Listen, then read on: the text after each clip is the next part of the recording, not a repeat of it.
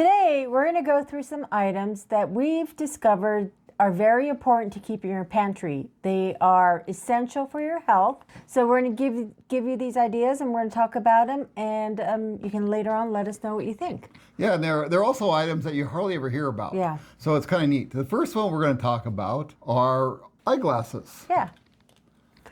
If you do wear eyeglasses, be mindful that something might happen to the ones you wear on a daily basis. So what you want to do is you want to keep an extra pair, whether they be readers or your last pair of prescription glasses that you had before you got your new ones. This is very important in case something, like I said, does happen. You need to have a backup pair of glasses. Yeah, and you think about it, in a long-term, especially a long-term emergency, you could break your glasses. And then what will happen? I'd be Mr. Magoo. Me, I could get away with wearing readers, but he couldn't. He needs them all the time. Yeah, so definitely think about that. It's like, something that you never hear about. Yeah. That's what we're talking about here. Prepping items you don't always hear about. Yeah, items that are essential for you on your day-to-day life. And also items that have multi-uses. This one we all know very well, but we really should store more of, and that's baking soda. Yes. You get it in a big container, because you can use it for all kinds of stuff. Growing up, we used to use it as toothpaste. Yep. You can use it in antacid. If you have a stomach. Yep.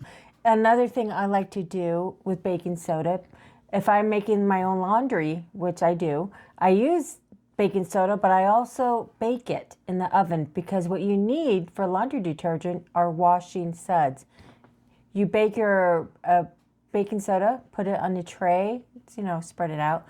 Let it cook until the texture of it changes, and you have washing suds to make your laundry soap. That sounds like a future video. Yeah, maybe.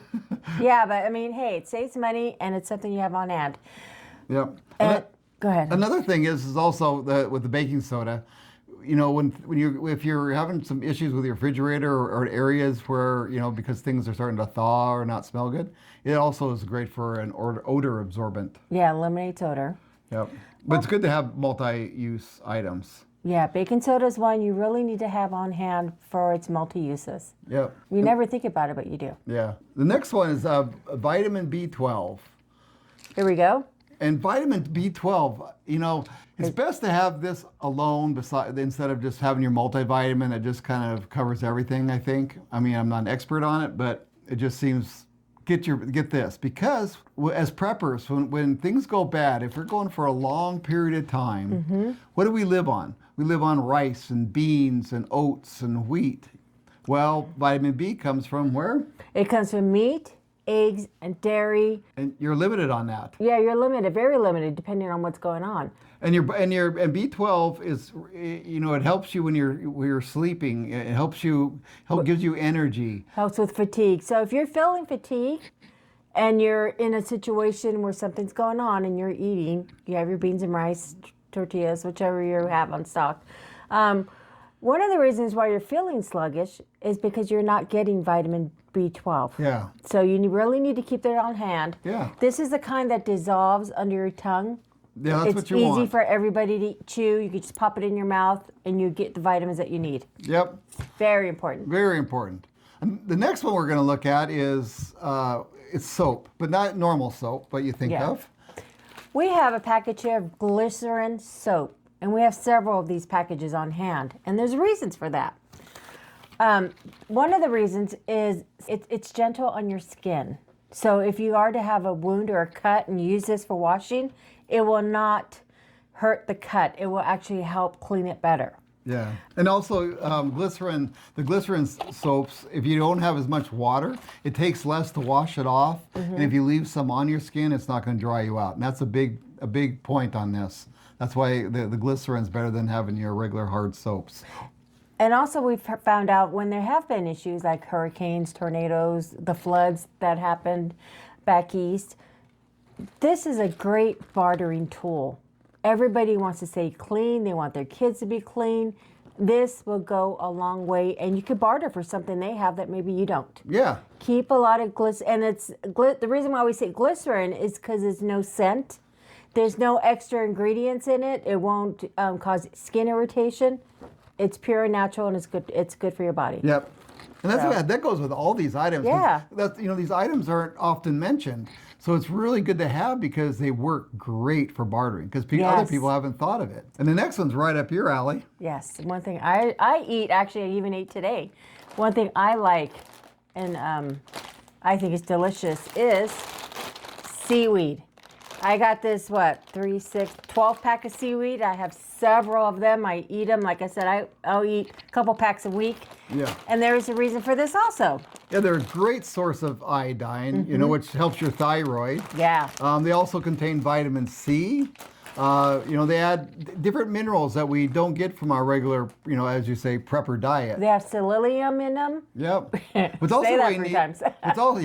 What's also neat is that they're really light and they're easy to pack too. And if your children don't like them, crush them up in their food. Yeah. You need to get this iron in your body because Iodine. iodine, because what if there's something out in the air that you're not aware of?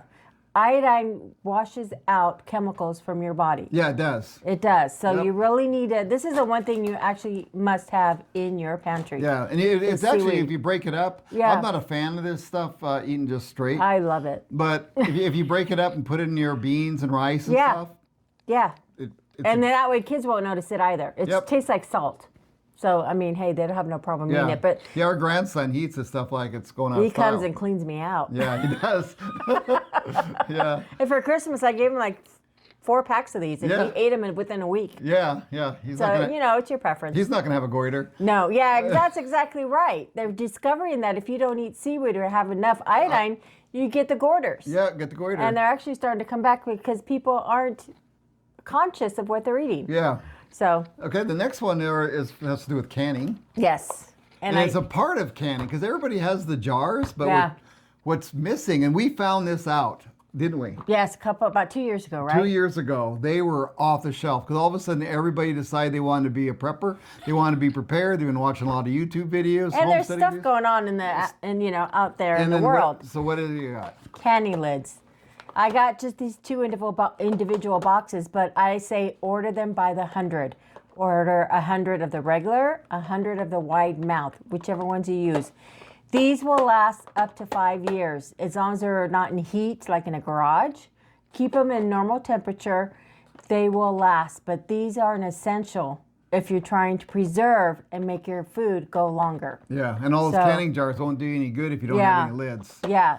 And the nice thing about the canning jars is you keep reusing those. These you have to, throw away each time. Each time you can't break the keep seal. Yep. Yeah, so these are another essential Yeah. that you may not even thought of. And when things start to go bad, people run to the store and they grab these. Yes, they do. I noticed that right away. And a couple years ago, like I said, I don't know what it was. Yeah, I can't remember what had happened. Maybe it was after that hurricane or that hit land. Yeah, we couldn't find them anywhere. We couldn't find them, and when we did find them, they're very expensive. Yeah. So if you can get them by the 100 case. Yep. All right, and then another food item. Oh, let me grab it real quick. This is one I've grown to really, really like, and I use every week.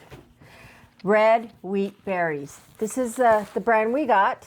It came in this nice little bag. They're hard red winter wheat. And we'll have links to all this stuff, Yes. or most of it, in our description. See, what I do, I make bread during the week, and even with this, I make cream of wheat in the morning. Oh, that is so good. Yes, it's very good, and it doesn't taste like your normal store-bought No. cream of wheat. It is actually really good for you. Yeah, she just I grinds just- it up and then boils it, and Yeah. it is off the charts good. So many uses for your wheat berries. You can toast them to add to your food. You grind them up, of course, and make bread. Yeah, you can have make to cream of grind them wheat. because they don't work obviously without grinding. They Yeah, can but last I mean, up to you 30 can years. toast them. Yeah, you can toast them. Yeah, and you can also put them in water and they will sprout. Yeah, then you have sprouts. Yeah, so these, like this bag, will last you 30 years. Yeah, 30 I mean, years. What do you have that will last you 30 years? Yeah. In your pantry that you can make so many multiple things with. And then to So, go with that, yes. you need the workout machine. Oh boy, do you. This bad boy right here. And this is good to have because when the power goes out. Yeah, then you could keep. It's a you could do it. manual. See? Manual grinder. Yep. I do have the automatic electric one, which I use weekly. I Yeah, love that's the one one. we use. This is our backup. This is our backup. What happened here is we have this one. And he mounted it on that piece of wood And I for mounted me. it on a piece of wood, and we used this, and then I decided it was a really good idea to get her the electric one for Christmas. But, I did too. I love it. But these things are great. They're backup. That's why we have it for our backup when we have an emergency, so we can still. We have no power, and we're trying to conserve our power. Okay. Yeah. We're probably people will say, well, you're not going to make bread during an emergency. However, you can make cream of wheat. All you need is because it only takes a few minutes to boil it. It takes a few minutes. Yes. I think it's 1 cup of ground wheat berries to 2 cups of water. Yeah. We might turn into a cooking channel and bring that in. Yeah. And you just add honey or maple syrup like I do when it's done. Yep, and some nuts. We do that. Yeah. We actually added granola in ours too, and it was really but one good. of these, they do take a lot of work. But when things are bad, you'll be glad you have it. Yeah, you will. And that'd be a great breakfast. You could have cream of wheat in for dinner.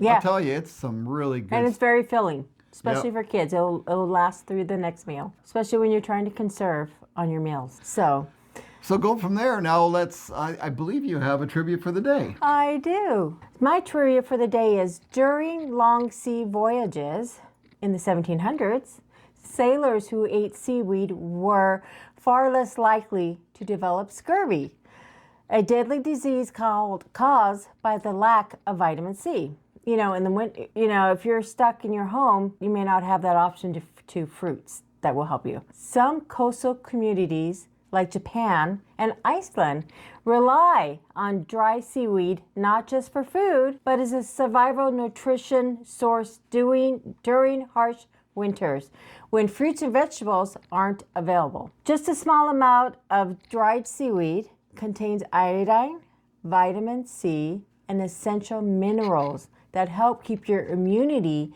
system and thyroid functioning, even when fresh fruit is scarce. And that is your tip of the day. That's your tip of the day. Pretty interesting, We didn't realize that, what you can get from seaweed. Yeah, and I just eat it. Like I said, I eat it weekly. Yeah. I really enjoy it. Yep. Along with sushi, but hey. Yeah, I love sushi. Well, getting off the squirrel. We hope you consider all these items. They are essential for your pantry in case you're stuck in your home or anywhere. Yeah, just think about them. Yeah. And if you have any other ideas, some new other, things that you think that people don't think about. Yeah.